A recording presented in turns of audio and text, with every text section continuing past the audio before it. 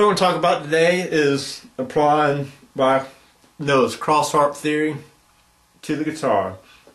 And in the backing track that I just played against, I played the first part of the verse, straight in the key like you typically would play it.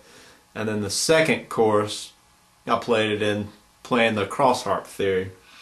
The backing track I was playing to was a big boy backing track that Tommy Harkenrider made in a series of backing tracks that he put on. He's got them for sale online at TommyHarkenriderGuitar.com. But it's very good backing tracks. But back to the lesson at hand, the Cross Harp Theory, basically I came across it because I play a lot with harmonica players. And I noticed, especially one particular harmonica player, while we're playing a song, he'd switch, harmonicas, 3-4 times in a solo or during the course of a song.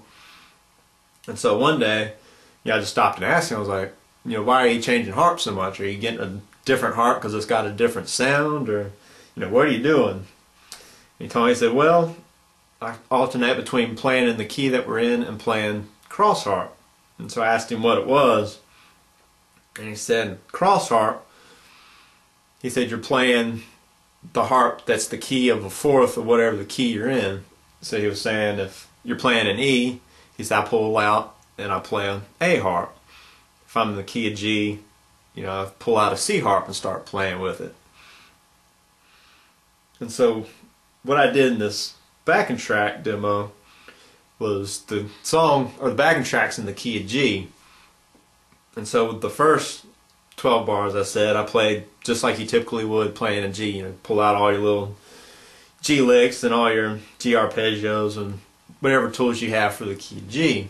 The second time around, I started thinking that I was in the key of C major, playing the fourth.